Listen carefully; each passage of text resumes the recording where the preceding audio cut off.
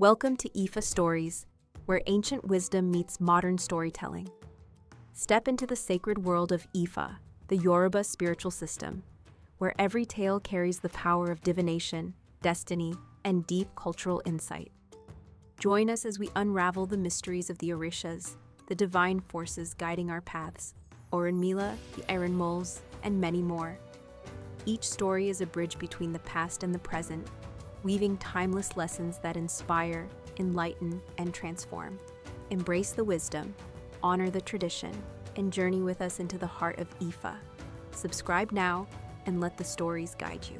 To explore full Yoruba stories, Ifa teachings, and ancestral wisdom, visit our website, www.ifastories.com.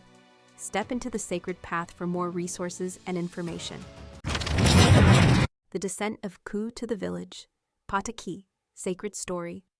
On Earth, in the land of Ayàṣẹ, a Ku had declared war on the Ba king of that region because the king had refused to pay tribute, one Omo, child, every month. So a Ku would transform each night into the form of a black piton and enter the land of Ayàṣẹ, causing panic among the people whenever they awoke in the night.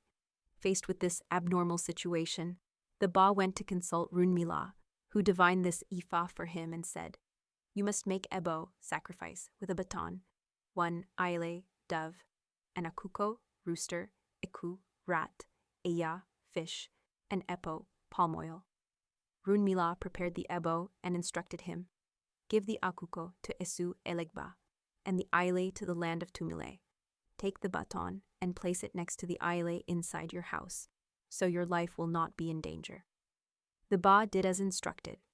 That night, a Ku, disguised as a piton, arrived. The Aile fluttered above to warn the Ba that Aku had entered.